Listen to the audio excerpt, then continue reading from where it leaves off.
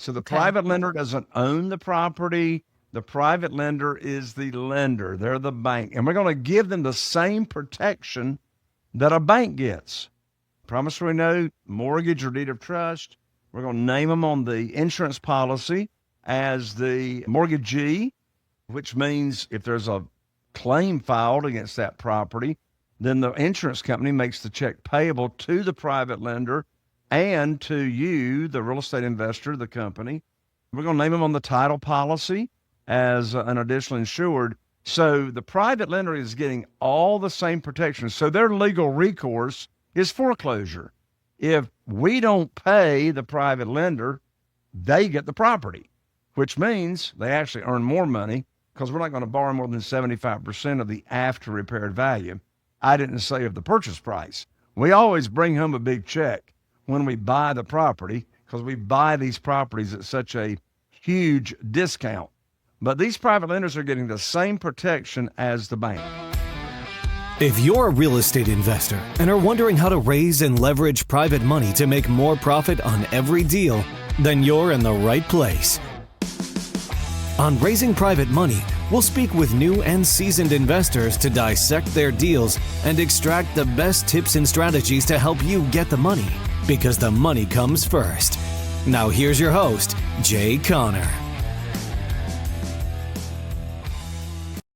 Hi, and welcome back to Rewriting Real Estate. Today's guest is Jay Conner. He's a real estate investor, a private money expert, the author of Where to Get Money Now.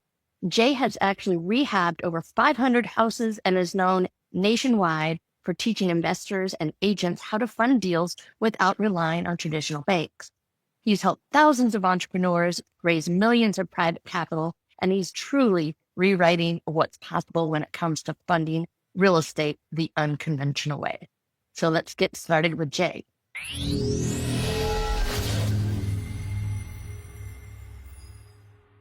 A little bit more about kind of the stuff that you're into. I know that your alignment with real estate non-traditionals kind of is perfect for this show. So let's kind of start at the very beginning. What got you into real estate and kind of who were you before real estate? Sure, Kimberly. Well, first of all, thank you so much for inviting me to come along and talk about what I'm so passionate about, that being private money and private lending. This is the number one strategy that's had the biggest effect and impact on mine and my wife, Carol Joy's real estate investing business. The first 6 years that we started in investing in real estate, primarily single family houses, all the way back in 2003, the first 6 years, the only thing that I knew to do was to rely on the local bank and mortgage companies for the funding of our deals. But everything changed. Everything changed in January of 2009, and I'll share that story. But how did I get into real estate? Well, I was actually raised in real estate. My father, Wallace Conner, who is now 92 years old and still doing a brand new home development, a brand new home build right now. He was in the mobile home business, manufactured housing for decades. And so I grew up around helping people that needed help with affordable housing. Well, unfortunately, that entire industry, the financing, went away in the early 2000s. So I knew if I ever got out of mobile homes, manufactured housing, I wanted to get into single family houses. So that's when we started in 2003. And again, the only thing I knew to do was rely on local banks and traditional funding for my deals. But then in January of 2009, as I said, everything changed. I called up my banker. I had a couple of houses under contract to purchase. And I learned that my line of credit had been closed with no notice to me whatsoever. I mean, it was gone. And I said to my banker, I said, what in the world are you telling me? My line of credit's closed. And he said, Jay, don't you know there's a global financial crisis going on right now? And I said, no, but you just gave me a financial crisis, you know. And so I hung up the phone, Kimberly, and I thought to myself, and I sat here at my desk, and I asked myself a very important question. And the question I asked myself was, I said, Jay, who do you know, not how, but who who do you know that can help fix your problem? And these people running around saying every problem's an opportunity. I want to throw up. I didn't have an opportunity. I had a problem. Now the problem became an opportunity, right? But at that moment, it was a problem. And when I asked myself that question, Kimberly, I immediately thought of a dear friend, Jeff Blankenship. He was living in Greensboro, North Carolina at the time. I'm here in Eastern North Carolina. And he was investing in single family houses. And I thought to myself, Jeff might have an answer to my problem.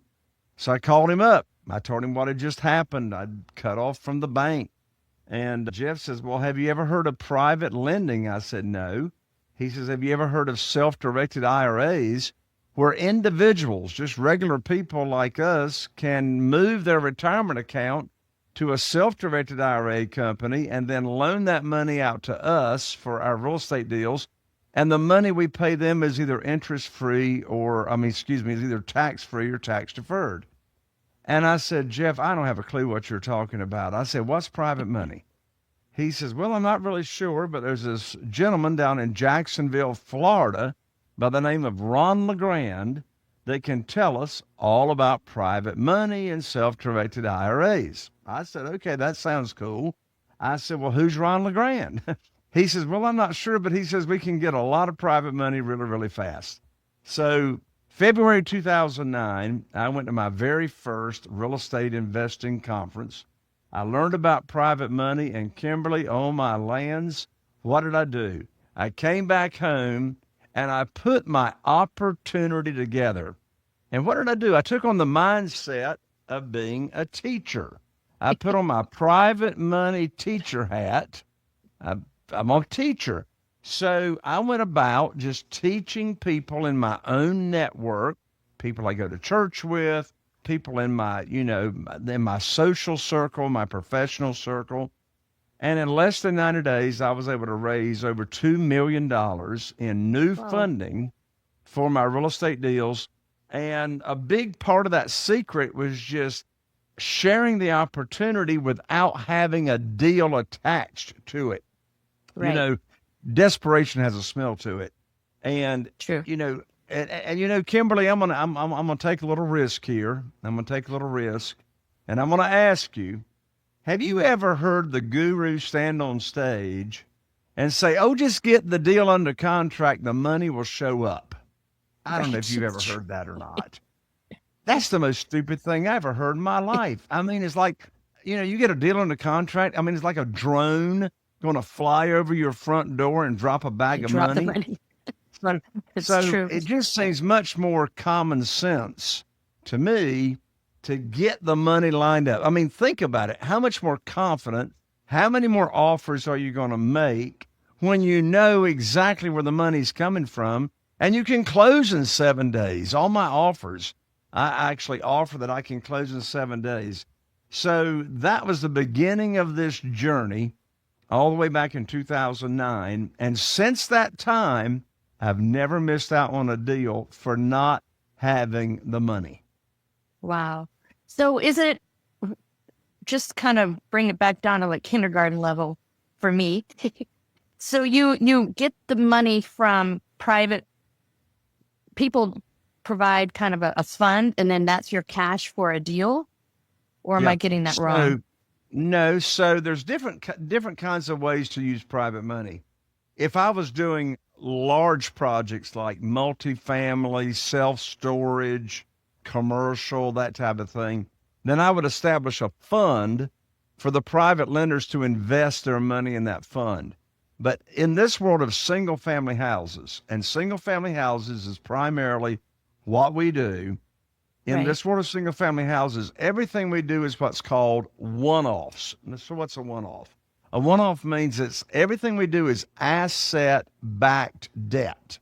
Asset-backed debt, which means we're What's not that mean? borrowing. Yeah, what that means is we're not borrowing unsecured funds.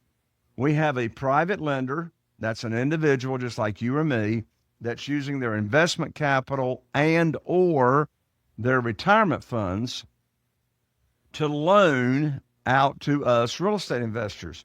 So they get a promissory note, they get a mortgage or deed of trust, depending on the state you're in, that collateralizes that promissory note. So think of the private lender as the bank.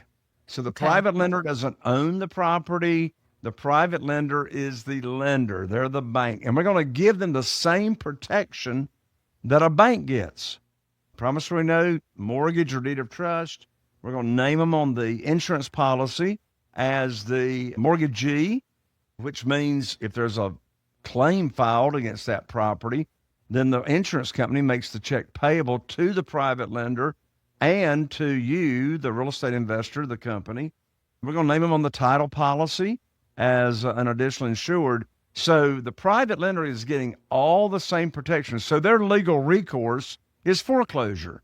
If we don't pay the private lender, they get the property, which means they actually earn more money because we're not going to borrow more than 75% of the after repaired value. I didn't say of the purchase price. We always bring home a big check when we buy the property because we buy these properties at such a huge discount. But these private lenders are getting the same protection as the bank. Okay. And so then you as the investor slash homeowner pay the private investor like a mortgage payment? Correct. Or Yep, that's what okay. it is.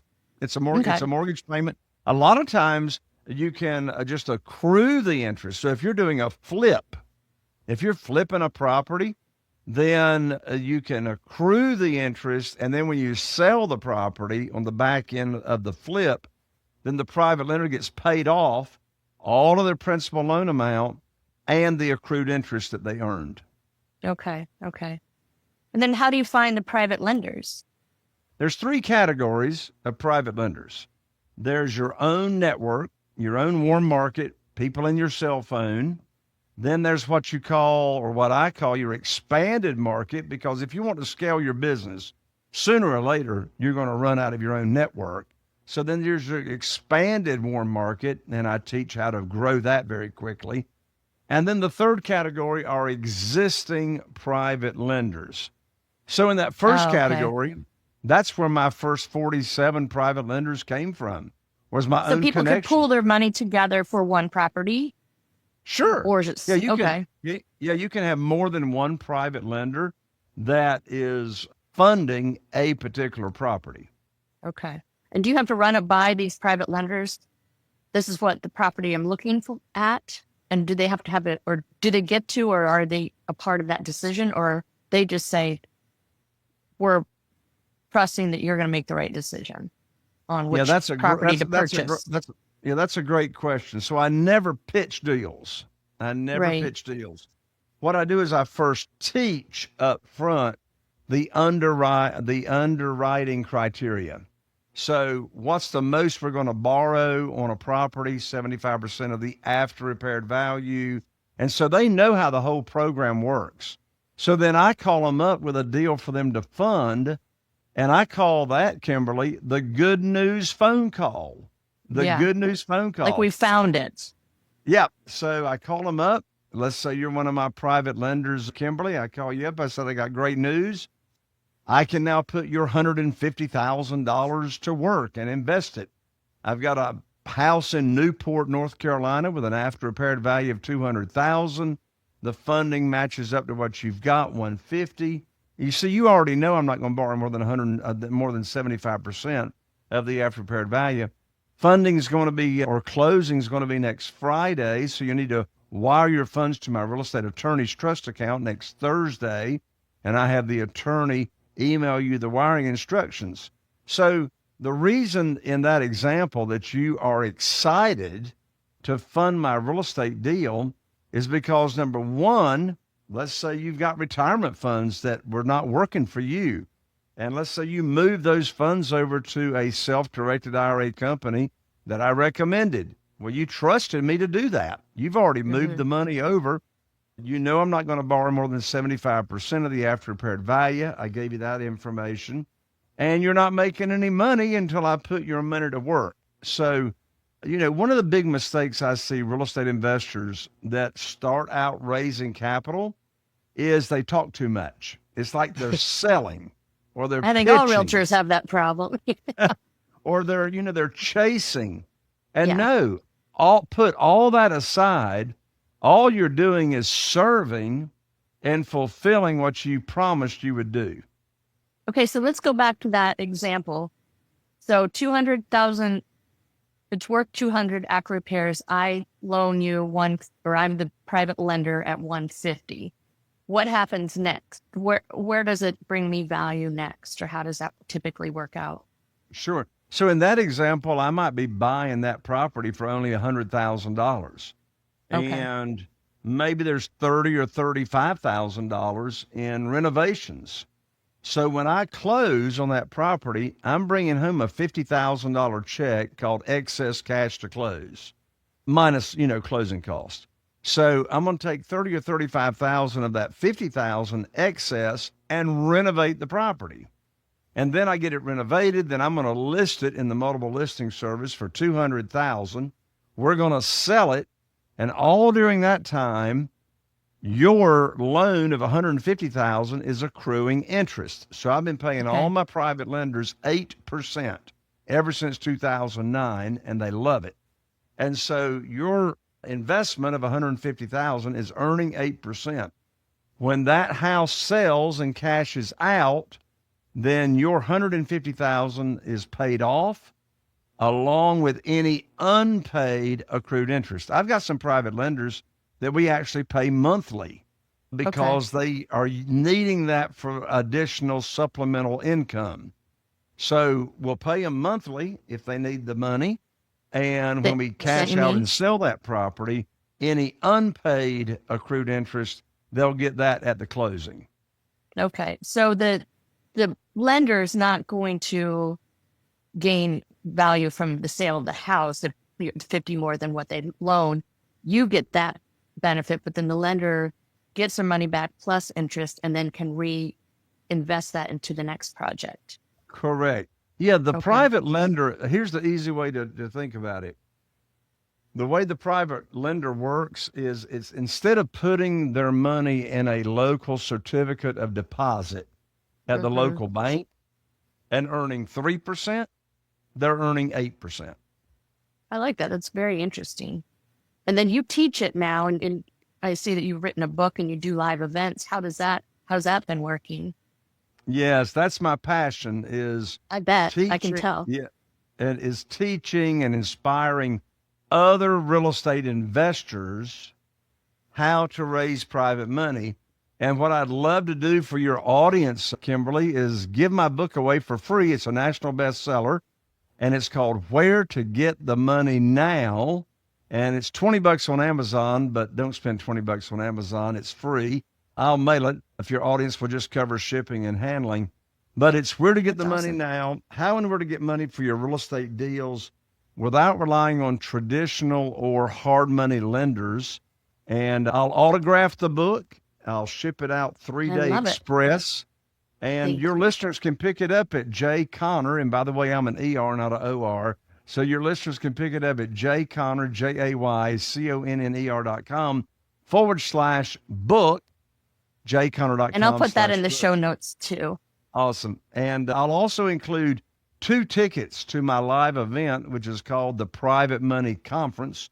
I do it 3 times a year, and it's $3,000 value, but I'll include the tickets in the book as well. Awesome. That's amazing gift. I love it. And do you feel that most real estate agents should have private money lending kind of in their portfolios of opportunities for their clients, or is it more for themselves, or both? Yeah, I believe that real estate agents, realtors should know about private money if they are working with investors. Got it. So if you are a realtor and you're listening to this show, or a real estate agent, and you work with investors, then, I'd probably order 10 of these books and give these books out to your clients that are investors, so they got plenty of funding in order to make offers on the properties that you're helping them with. And it also could be a good avenue for someone that is a real estate agent and wants to start maybe making investment or purchasing investment properties, but maybe they don't have the equity. They could provide that opportunity for themselves this way too, correct? Absolutely. Absolutely. Do you use this at all for like long-term investment properties, like long-term rental investment properties, or is it typically more of a flip? Well, it's all the above. And here's what's Okay. interesting. In today's market, Kimberly, I just checked a couple of weeks ago. In today's market, here at the local bank right down the street from my office, they're charging for commercial for if you wanted to invest and be a landlord and get a 30-year fixed rate on a single family house. Just a couple of weeks ago, it was 8.3% plus points. But I'm Wow. paying my private lenders 8%. So actually, I'm paying my private lenders less than the long-term interest rate for commercial. So I've sold a lot of houses on rent to own, lease purchase, if you will, and paying 8%. So as long as I can get a positive cash flow on the rent coming in on those rent to own sales, then it makes sense. So yes, it can be for flips. It can be for long term as well. I love that. That's just really opening my mind to things I didn't know about. And I'm excited to order your book myself to read it. Sure, Kimberly. Now, I do love to kind of end on this final question I ask everybody. So I'm curious what you would say if you hadn't moved next week to a brand new town, brand new city in a state you've never lived in, a place you've never lived in. What's the first thing you do to scale as quickly as possible right out of the gate? You'd still have your knowledge and your experience, but you have no sphere, you have no network, you have nothing other than what's up here. So are you asking if I moved to a new city, new town, but I wanted to continue doing what I'm doing in real estate? What would I do? Just, it doesn't even have to be real estate, to be honest with you. It's just what would you start day one to scale as quickly as possible if you're starting over again? Oh, absolutely. Well, I tell you what I'd do. Moving to a city where I didn't know anybody, I would join Business Networking International. Yes. BNI is what I would join. And that's one of the quickest ways to grow your network. I joined BNI many, many, many years ago here in our small town. And that's a very, very quick way to scale your business, a very, very quick way to make new relationships. And, Business Networking International is different from civic groups such as the Rotary Club. Rotary Club is fantastic, but BNI is established for the primary purpose of giving each of its members leads, right? New leads. And so if you want to grow your network very, very quickly, I highly recommend Business Networking International. And that's a great, great piece of advice. And I know that that's old school, but I think old school is what works the best. And people forget about that sometimes, I love it. Absolutely. Yes. Well, Jay, thank you so much for your time. I really appreciate it and can't wait to share this with the world. And I'm hoping people will take advantage of your opportunity to get the book, read the book, and potentially go to one of your live events. Are they typically 2 or 3 days, or how's that typically work? 3 days. They're always Wednesday, Thursday, and Friday, typically February, June, and October here in Eastern Okay. North Carolina. Okay. Where's your biggest or closest big airport? So we have no close big airports. So to get here to Eastern North Carolina, you'll need to go either through Charlotte or Atlanta, and then they can fly into either New Bern, North Carolina, Jacksonville, North Carolina, or Wilmington, North Carolina, and that'll get you close here to the East Coast. Perfect. Well, Jay, thank you so much. I really am excited to kind of do a little personal deep dive onto this information. It's very valuable. Thank you so much for having me, Kimberly. All right. Yeah. Okay. I look forward to staying in touch. You got it. Thanks for listening to Rewriting Real Estate. If today's episode challenged your thinking or gave you a strategy worth trying, share it. The right move at the right time can change everything. Subscribe and listen in next week for more insight, more momentum, and more ways to grow your business your way.